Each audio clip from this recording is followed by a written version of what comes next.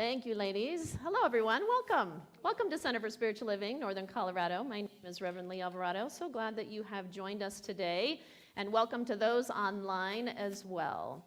So you have come into a space where you are welcome, all faiths. We welcome all faiths, all paths. Wherever you are in your journey, you are welcome here. And each week, we share practical spiritual tools that you can use and apply in your life so that you can take them out in your life and actually experience more joy, more peace, and more freedom. Okay. All right, let's say our mission. We have a heart now because you know Valentine's Day is just around the corner. So we changed our background theme there, so you're going to see a lot of hearts, so just so you know. So let's say our mission together. We are an inclusive community, inspiring personal growth, spiritual practice, and a positive way of life. And our vision. Vision. Oh, okay, vision. Maybe not. I don't know. Hold on. I may need a new battery, folks in the back, is what I'm guessing here. Our vision. Let's say our vision together. To awaken humanity, revealing a world that works for everyone. Thank you, Matt.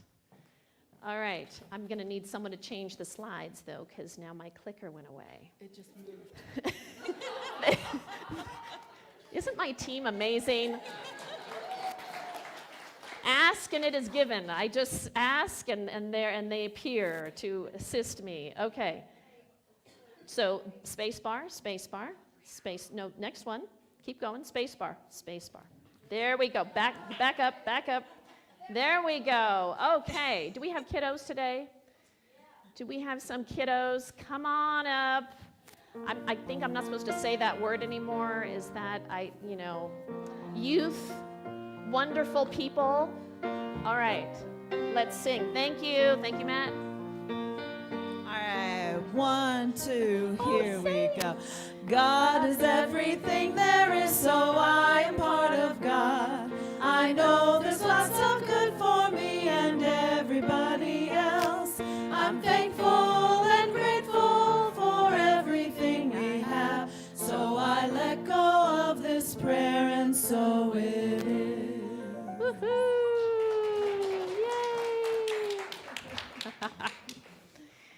Yay! Thank you, kiddos. Okay, it's still not sure what's happening. All right, I'm gonna need some assistance here. No idea what's happening. I don't know. This is not working. Did batteries get changed? They did? It was? Okay, I don't know. All right, okay. All right, it's all good.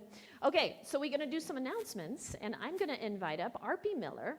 So every month, come on up, Arpie. Every month, as most of you know, we choose a different nonprofit to celebrate and to honor, and a percentage of our tithes goes to support that organization. And I learned about this wonderful organization through an interfaith group that I'm a part of. And when I heard Arpie speak, who's the executive director, I thought, oh my gosh, we need to have them as our outreach for February. So I'm going to turn it over to Arpie. Thank you for being here. And she's going to share a little bit about her wonderful organization dedicated to supporting immigrants in our community. Thank you so much. Thank you so much, Reverend Lea. It's so wonderful. Hello, beautiful people. I have to say, it's been a rough few months, and just being in the spiritual community feels good. Thank you for the nurture. I'm so happy to be here. Well, Isaac, Valentine's Day is very important to us because it's the month we say we put our love into action. We actually have a big fundraiser happening right here in the new sanctuary at Foothills this month, and we welcome you and if you'd like to join us for that. We formed in 2017, actually a call right here in this space for spiritual communities to come together.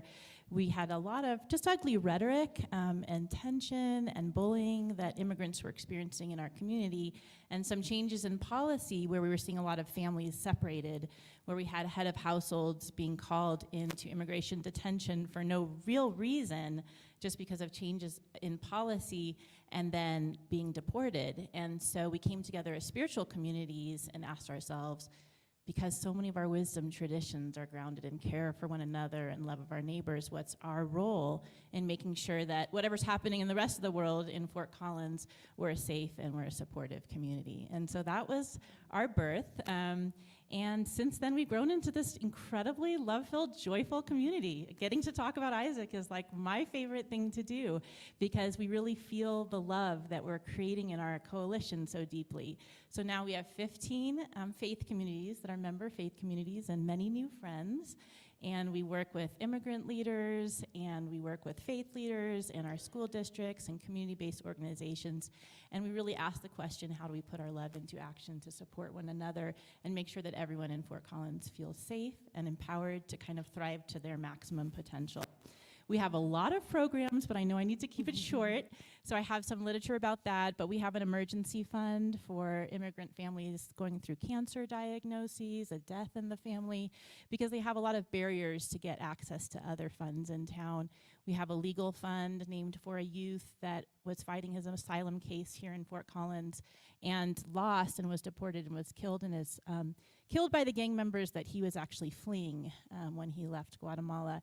And so we created a legal fund to say, not on our watch. Anyone that has a pathway to protection, we will work with them to find that. And then we have a whole bunch of empowerment programs led by our immigrant community, internships and fellowships for youth and things like that. So I'd love to tell you more about it. And what I could say is that we are so grateful for your support any day, always, and particularly right now, because it feels a little bit like we're having that same kind of rhetoric and feeling in our country that we had a few years ago. And we've really had a lot of outreach from our immigrant leaders and refugee communities, because our refugee communities here in Fort Collins are growing, mostly Afghans and Ukrainians, feeling like they're really under threat. And there's a lot of bullying in the school district. We've had a lot of calls from our Jewish colleagues at Har Shalom that they're really cranking down their security because they've been receiving a lot of threats. They have 24-hour security now at the synagogue. And then this week I met with our Muslim leaders at the Islamic Center, and they too said that, you know, their youth are experiencing bullying, and the women are really afraid to walk to the market in hijab because they're so visible and they're getting a lot of threats. So I think there's no time like now to reaffirm and reground in our commitment to care for one another. For us, the human dignity and recognizing one another's human dignity and life is sort of a sacred mandate for us, I think, in spiritual communities. And so we are grateful for you. We're grateful that you exist, and we invite you to continue to partner with us in any way that you can. I think our question for this month is just, to our communities that feel under threat, how can we best love you, and have them tell us how we can best be in solidarity with them. So thank you so much, and thank you for inviting me today. Thank you so much.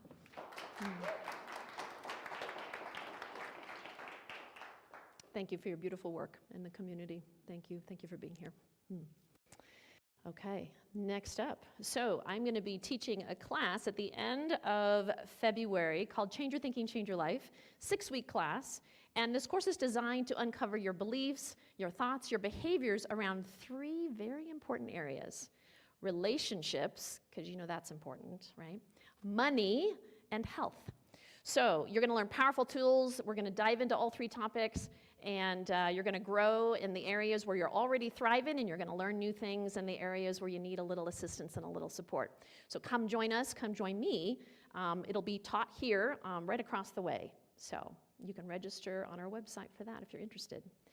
All right, this is so exciting, you all. So Julie Koenig, our amazing music director, is releasing a new CD. So some of you may not have even heard Julie before. You're going to hear more of her tonight. But she is quite the talented musician, and she's having a release show on February 24th.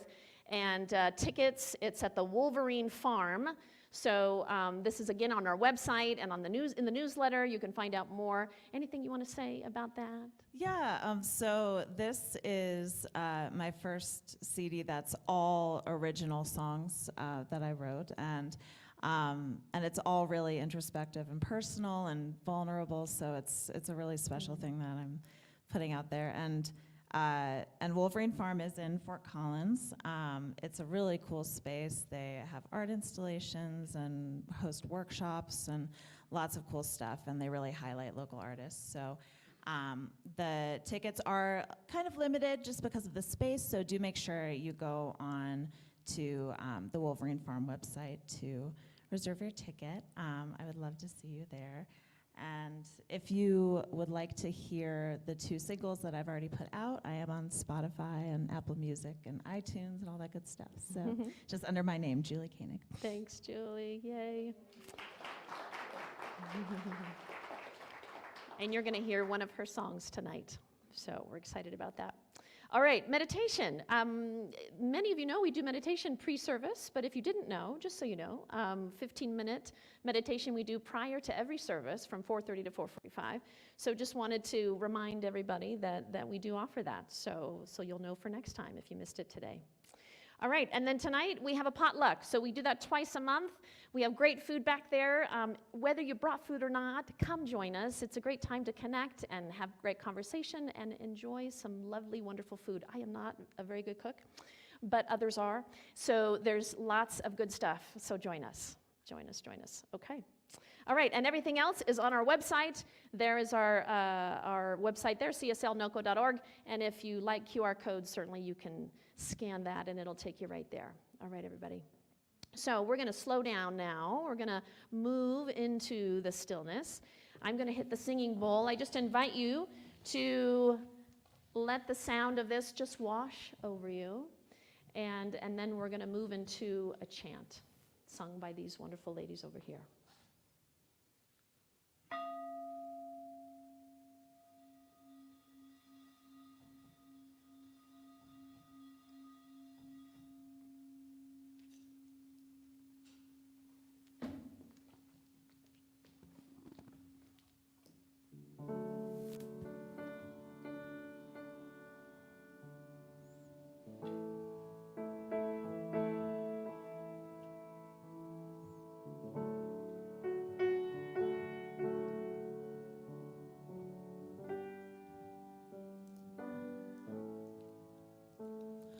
Love is who I am. Love is who we are. Love is all there is. There is only love is who I am. Love is who we are. Love is who love is all there is. There is only love is who I am. Love is who I am. Love is who we are. Love is who we are. Love is all there is. Once more. Love is who I am. Love is who I am. Love is who we are. Love is who we are. Love is all there is. There is only love.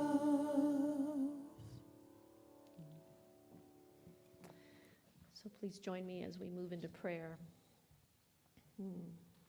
And so we just know in this moment, in this space, that love is indeed who we are. That loving presence of spirit known by many names is here. It is here beneath our feet. It is the ground upon which we stand. It is above us. It is on either side of us. It is all around us, and it is within us. That presence and that power, that light, guided each one of us here this evening. And so I'm knowing that tonight is a blessing. I am knowing and declaring and affirming that there is something here to receive for each one of us. and that our hearts are open to receive and trust and know that we are exactly where we need to be on our spiritual journey. And so we give thanks for this opportunity. We give thanks for this journey that we are all on, and we trust and know that we are guided, we are supported by that love, by that presence, by the joy of the divine. And so we release this, and we trust and know that all is indeed well because of this community, because of our connection, because of the divine presence, because of the love that is here. And so with that, we simply say, and so it is. So I'm going to sing a song that I wrote for you. This will be on my album that comes out, and that will actually come out on the 16th.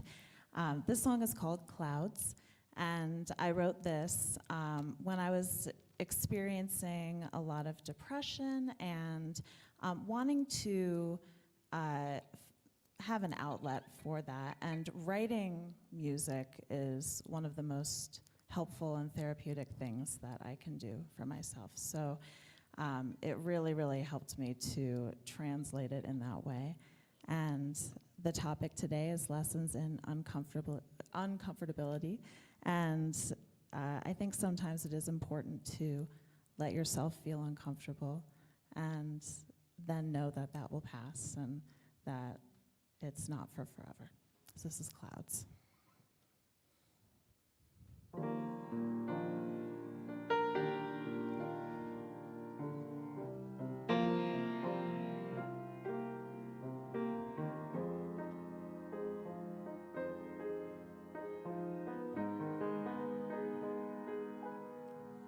My head isn't in the clouds are in my head.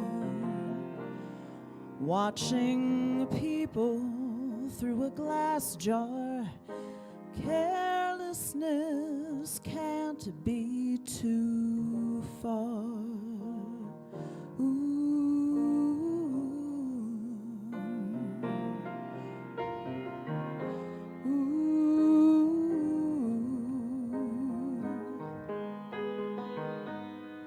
I don't chase the shadows down, they follow me down the hall and in the car. Lightness couldn't be that far, could it now? Oh, anything that's good is just another thing I could lose.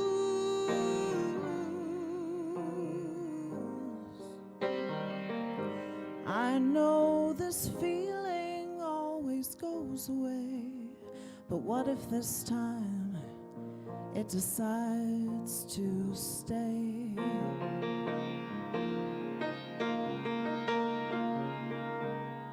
I've been thinking about my fear of deep water. Couldn't handle the space beneath my feet. Over time I have found I guess I need the ground more than most. Can't touch the bottom of my worry. Oh, anything that's good is just another thing I could lose.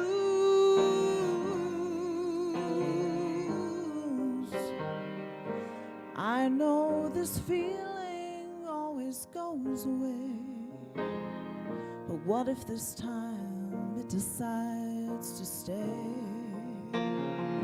Stay.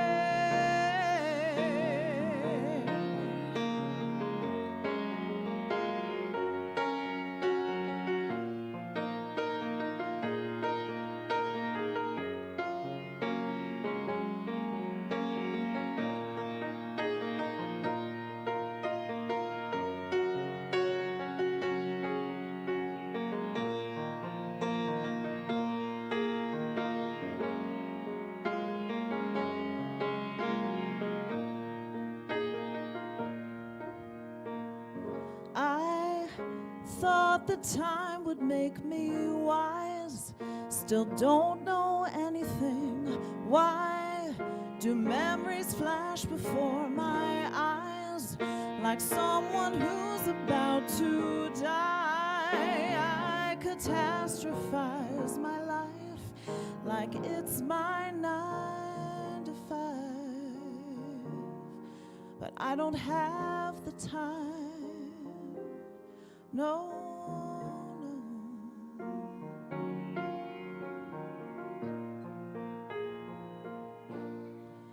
I'll try to keep my head above the clouds, but sometimes that voice gets too loud.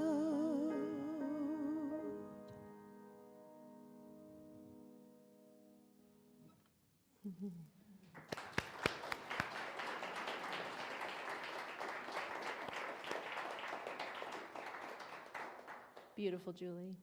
Beautiful, thank you. Okay, so this month we're talking about divine discomfort. Those two words sound strange together, don't they? But cool at the same time. Yeah. So that's what we're talking about all month. And then today I'm talking about lessons in uncomfortability.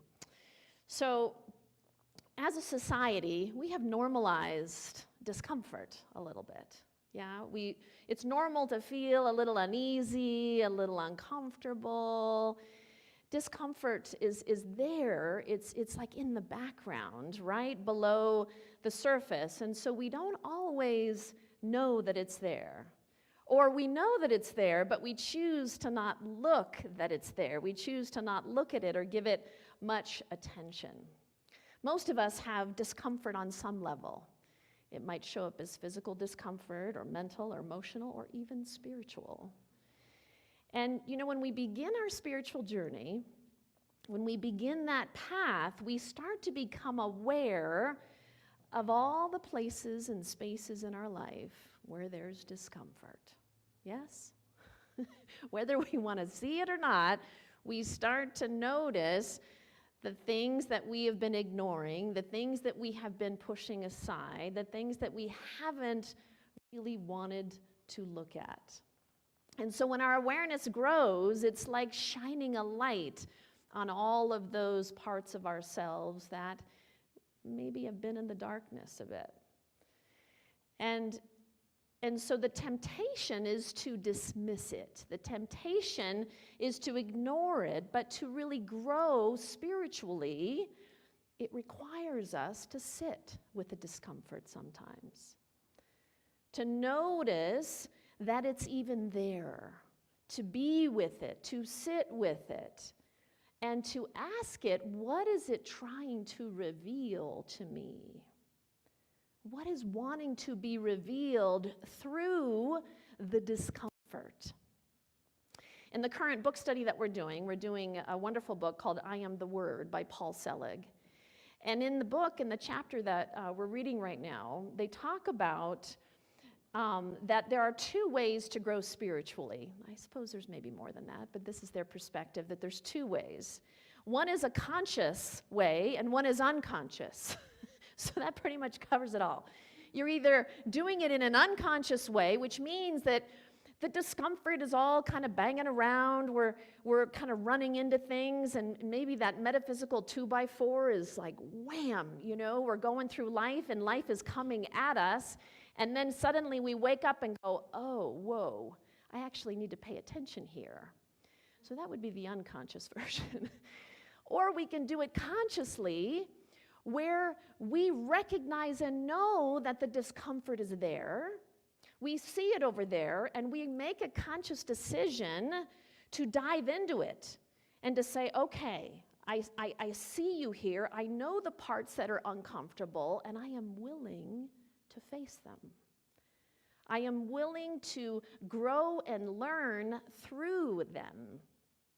And because I know what's possible for my life on the other side of it, if I am willing to sit with it, to be with it, to ask what it's trying to reveal to me.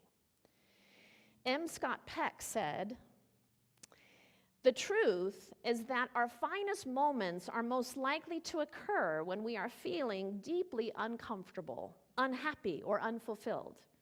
For it is only in such moments, propelled by our discomfort, that we are likely to step out of our ruts and start searching for different ways or truer answers. Isn't that the truth?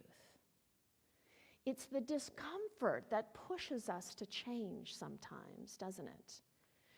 We're not so motivated when things are going great. We're just not. We're motivated when things are rising to the surface for us to look at. When things are hard, when things are painful, when things get really uncomfortable, then it wakes us up. You know, we chose to come here as souls. We chose to come here to learn, to expand who we are. We checked off those boxes as souls. The things that we wanted to learn in this life, the things that we wanted to overcome in this life. And it's different for all of us. And then when we did that, the universe said, okay, bring on the discomfort. Bring on all the things that make you uncomfortable. Here they come. Oh, yay. Aren't we excited about that? Not so much. For some of us, the discomfort is related to our finances and how we handle money. That's a really uncomfortable one for some. For some, it's the discomfort of not getting what we wanted in this life. The disappointment of that, the discomfort of that. For some of us, it's the discomfort of relationships, the ones that feel undone, the ones that are unhealed, the ones where there is still forgiveness hanging there. We know who they are. We know that we need to do the work, and yet we resist that. Last week I talked all about resistance. And then there's the discomfort of fear. So much fear all of us carry with us, yes? So if life were easy and smooth sailing, we wouldn't be motivated to grow. It's the discomfort that propels us forward. It's the discomfort that wakes us up. And when that discomfort starts to shout, starts to yell, starts to get our attention, well, sometimes that's when we find our way to a spiritual center. That's when we find our way to a book that suddenly almost plops into our lap that changes our life, or a teacher, a guru, or a class. And we're being guided to those things at the perfect time in the perfect way. They just magically show up, it seems like sometimes. It's our nature to grow and to evolve. It's why we're here. To continue to ascend, to continue to move upward. Our consciousness and our growth, it wants to ascend. Our founder, Dr. Ernest Holmes, said, nature will not let us stay in any one place too long.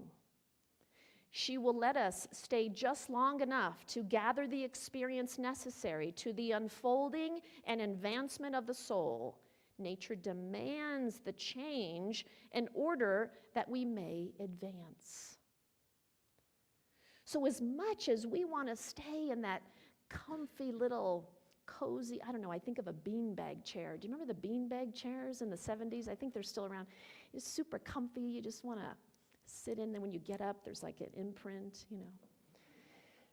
Super comfy, yeah? We want to stay in those comfortable places because it's painful. It's painful to look at the stuff we've been hiding. It's painful to look at the stuff. Last week I talked about how we shove stuff on the rug, under the rug. There it is. Do you know it's painful to lift up the rug and look underneath? It's easier to sometimes not look. But you know, the divine and our soul are in cahoots. Did you know? They're in cahoots with each other. So both are like saying, come on, I know you can do this, come on. I know you can do this. So when we get an intuitive hit to go in a particular direction, to attend a center, to read that book, whatever that is, that's the guidance of our spiritual care team. That's their guidance, that they're working together to help us evolve, to help us ascend, and they're showing us the way. We just have to open ourselves to receive it. Spiritual growth means change, and change is uncomfortable. There's no growth without change. You know, I've learned along my own path lessons in uncomfortability, just like you all. And I've had to push myself through certain things in my life. And when I have done that, that's when I have experienced the most growth. That's when I have experienced the biggest breakthroughs in my life. You know, those times when you're really, really, really afraid, you really, really don't want to do it, that's where the growth, that's the biggest clue that there's growth coming. I had an experience in 2012 that was probably the most uncomfortable experience of my life. My husband at the time and I were driving from Colorado to California to visit family for the holidays. And I received a call from a nurse at a hospital in Reno, Nevada, where my mom was living. And she said to me, "Your mom has been admitted to ICU. Her liver is filled with ammonia, and her organs are shutting down. You need to get here now." So we were about 12 hours away, but we changed direction and we drove as fast as we could to get there. And when we arrived, she was barely conscious. She knew who we were. We said hello to her, and then she was admitted to her room. And then she fell into not a fully unconscious state, but pretty much for the next 10 days. My relationship with my mother was a bit complicated. I loved her, but we weren't very close. And at that time in my life, although I had done a lot of forgiveness work, I had still held a lot of resentment and anger toward her. I resented her for leaving me when I was 2. And I resented her for being an alcoholic and choosing alcohol over me as a child. So we walk into her room, my husband and my husband had just lost his mother. So he said, I can't be here. I need to go. And so he left, and there I was in this room. I felt such incredible discomfort. If someone had been observing me, you would have thought I was afraid of her. Because here's what I did.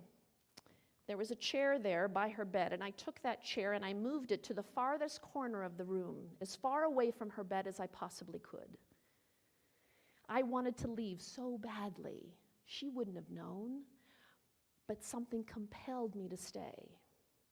And so here we were, my mother and I, in this little room, the sound of the machines that were working hard to keep her alive in the background. Each day that passed, I was committed to having a breakthrough, but I didn't know it at the time. I sat there in that chair, bumped up against the wall, looking at her, not knowing what to say, not knowing how to be. But each day, something shifted. Each day, I felt a little bit more comfortable and a little bit more comfortable. Inch by inch, I moved towards her bed. And what I also noticed is that the resentment that I was feeling started to melt away a little bit each day. By the 10th day, I had moved my chair right to the edge of her bed. And I bravely, because it took a lot of courage on my part, I remember this moment, I bravely reached out and touched her arm. And I held her hand. And I thanked her for being my mom. And I thanked her for doing the best that she could with what she had. The nurse said to me, "She can hear you. It seems as though she cannot, but she can." There was a hairbrush on the table next to the bed, and I picked up the hairbrush and I brushed her hair.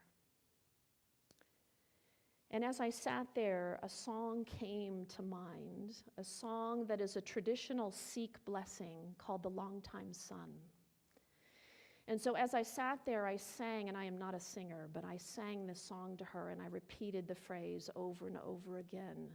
May the longtime sun shine upon you, all love surround you, and the pure light within you guide your way on. And I continued to sing that over and over and over to her.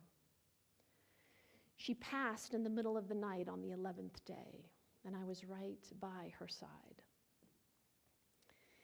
That period of time for me in the hospital was probably the biggest gift my mom ever gave me, because it was an opportunity for me to release all that I had been holding, and all of the anger and the resentment just melted away. So it was one of the most beautiful experiences that I experienced in my life. Now, it didn't heal all of the scars that I held, but it certainly softened some of the edges, the rough edges that I had within me. I was able to forgive her in a way that I wasn't able to before. And I let go of all of the stories that I had been holding about her and made up about her my whole life. And to just be present, to be present with this woman who in truth did the best that she could. On a human level, she didn't know how to be a mother. On a human level, she had no idea how to be a good parent. None. But on a soul level, she chose me.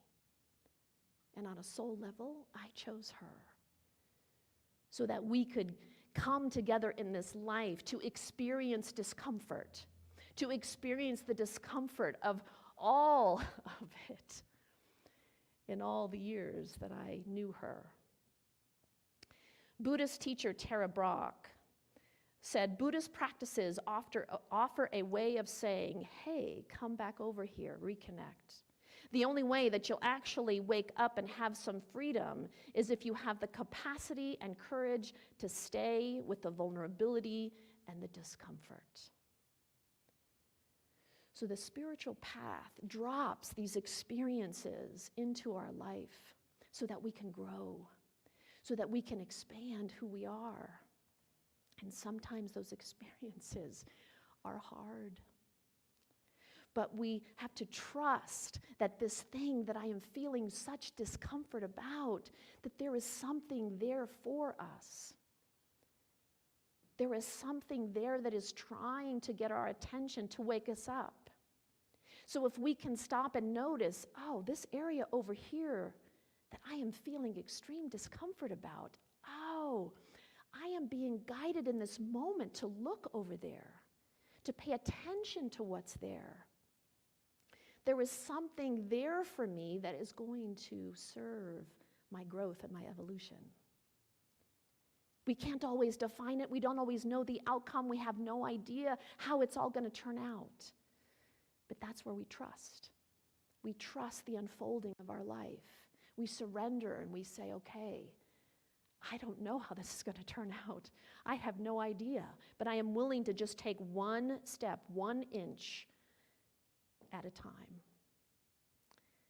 If we slow down enough, we're going to hear that quiet, still voice within us, encouraging us, gently nudging us to move through the discomfort, to take that next step, because spirit within us knows exactly what we need to support us in this life. We think we know. Spirit knows. So it's like God saying, okay, come on, stretch, grow. This is the area of growth for you. And the freedom and the peace that you desire is on the other side of this. The joy that you desire, the peace that you desire, the freedom that you desire is on the other side. George Adair said, everything you've ever wanted is sitting on the other side of fear. Isn't that true? If you think about it. Fear will keep us stuck. It'll keep us from the growth that we desire if we let it. It will keep us from experiencing the peace and the joy that we so want. It'll keep us small. And the more that we focus on the fear, it just continues to come into our life. The more we focus on something, the more we just keep attracting it. We keep drawing it in. Fear keeps us swimming in the discomfort. And so we have to want something more. We have to want something more and to be willing to ask the discomfort, what are you trying to reveal to me? What wants to be revealed through this? And our spiritual growth sometimes means that there's a period of initiation. There's a period of initiation where we have to go through that discomfort to get to the other side. Those moments, you know, the moments when we want to crawl out of our skin. Dan Millman said, every positive change, every jump to a higher level of energy and awareness involves a rite of passage. Each time to ascend to a higher rung on the ladder of personal evolution, we must go through a period of discomfort, of initiation. So if you're still breathing, it means there's still growth that needs to happen. Yay, yeah? And that is truly something to celebrate. It is truly something to be grateful for. Even if you're going through something really hard right now, trust and know that if you're willing to dive into it, if you're willing to look at it, you can and will get to the other side of it. You will get to the other side. So let's embrace the moments of uncomfortability. I'm feeling uncomfortable right now. It just means that I've bumped up an area where there's some growth possible there for me. So let's not be afraid of it, but instead embrace it and surrender to it. Because you know, even when we're in the midst of it, even when we're feeling the most uncomfortable, the divine is always there. Spirit is there, holding our hand through all of it, supporting us, guiding us, showing us the way, saying, I'm right here. You are not alone. You've got this. So let's practice that this week. Practice noticing the areas that are really uncomfortable. Notice them, look at them, be with them, sit with them. And then ask what wants to be revealed through them. And listen. Listen to what wants to be shown to you. And trust. I want to close today with an affirmation. And I want you to repeat this after me, if you're comfortable saying it out loud. I am willing to look at the areas of my life that are uncomfortable.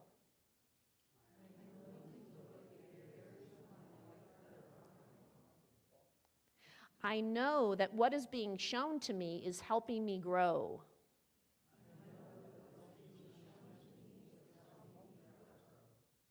I open myself to receive what needs to be revealed to me.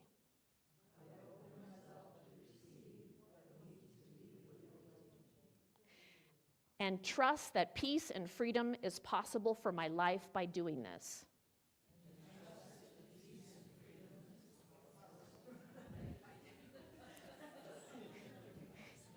You got it.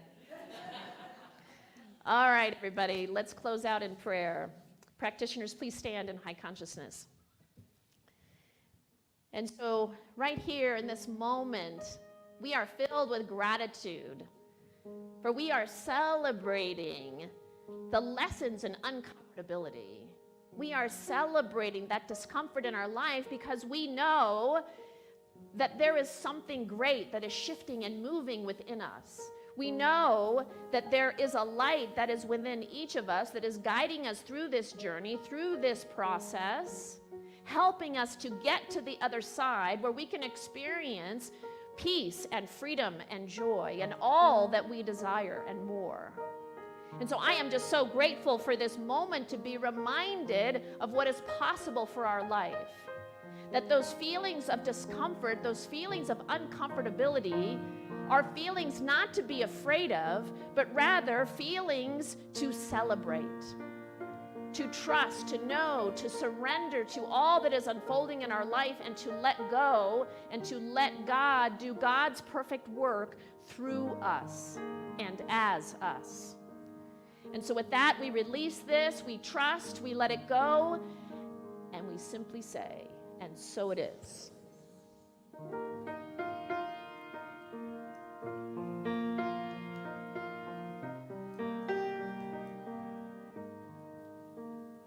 You change dust into gardens, pieces into peace, tears into fountains, chains into release.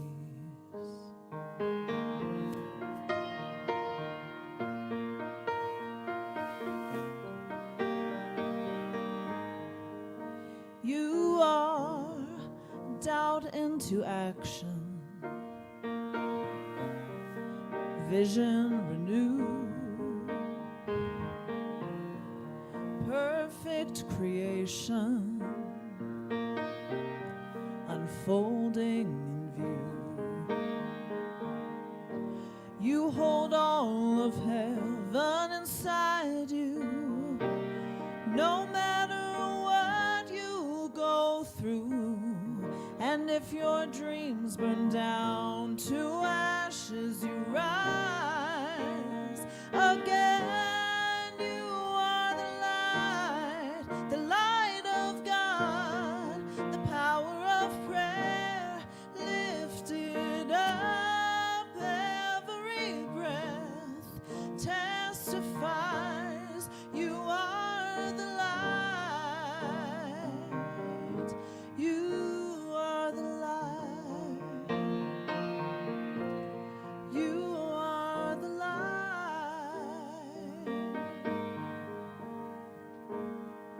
You hold all of heaven inside you, no matter what you go through. And if your dreams burn down to ashes, rise again. You are the light of God, the power of prayer lifted up. Every breath testifies you are the light. You are the light.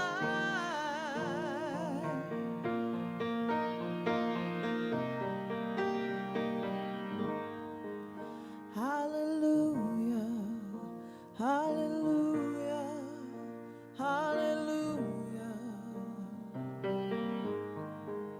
hallelujah, hallelujah, hallelujah, hallelujah. You are the light of God, the power of prayer lifted up. Every breath testifies you are the light. You are the light. You are the light. You are the light.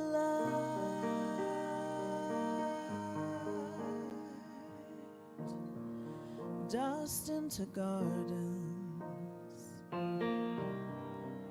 pieces into peace.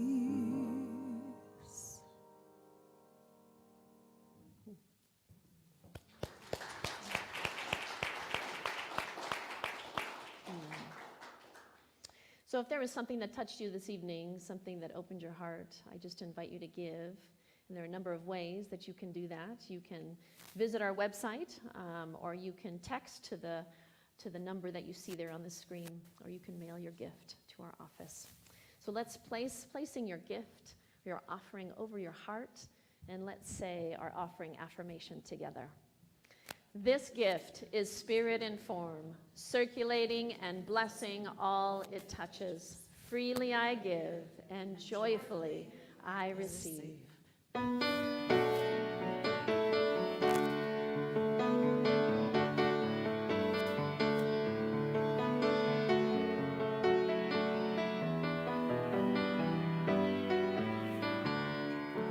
I release and I let go.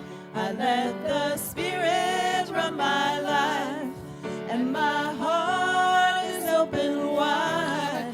Yes, I'm only here for love. No more struggle, no more strife. With my faith I see the light. I am free in the Spirit. Yes, I'm only here for love. I release and I let go. I let the Spirit run my life, and my heart is open wide. Yes, I'm only here for love. No more struggle, no more strife. With my faith I see the light. I am free in the Spirit. Yes, I'm only here for love. I am free in the Spirit. Yes, I'm only here for love. Woo-hoo. All right. Come on, bring it on down. Thank you, Steve. Thank you, thank you. I'm just going to bless it quickly. So we just bless all that is flowing into our beloved community, and we just know that it supports us going forward as we make a difference here and in the greater community and in the world. And so it is. Thank you. Thank you, everyone. All right, is there anybody here for the first time besides Arpi? Hey, welcome, welcome. Yeah, welcome. So glad you're here. Okay, well, welcome back then. So there's packets at the welcome table if you want to pick up a packet. So glad that you've joined us. Welcome. I'm glad you're here. Welcome to our spiritual home and our spiritual family. Prayer partners. We have some folks after service. If there's something heavy on your heart and you'd like a quick prayer, our practitioners, Lonnie and Reverend Sherry, will be right up here. So come join and ask for prayer. They'd be more than happy to pray with you. There's also written prayer requests in the back with a blue tablecloth there. You can write your prayer request, and we will pray on that all week for you if you need that. All right, let's stand for our closing benediction and our closing song. If you want to place your hands over your heart, you know, there's all kinds of virus and things going around. Someone said there's a combo of RSV, the flu, and COVID. Like all together, people are getting all three at the same time. So normally I'd say grab a hand, but let's just keep our hands on our hearts today, okay? All right, let's say this together. May we be at peace. May our hearts remain open. May we awaken to the light of our own true nature. May we be healed, and may we be a source of healing for all beings. Love is who I am. Love is who we are. Love is all there is. If you've been here for a while, you might remember this from years ago. This is one we used to do a lot as a closing song. And this is a call and response, so sing along with Mary and Mara. I hear the music. I hear the music. Down in my soul. Down in my soul. I hear the music. I hear the music. Down in my soul. Down in my soul. I hear the music. I hear the music. Down in my soul. Down in my soul. And the whole wide world is my home. I got a new day.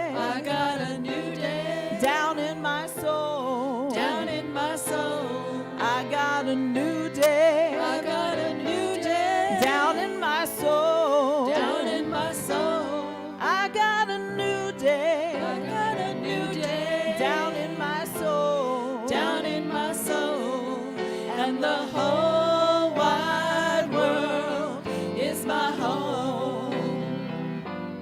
I love the silence. I love the silence Down in my soul. down in my soul. I love the silence. I love the silence Down in my soul. down in my soul. I love the silence. I love the silence Down in my soul. down in my soul.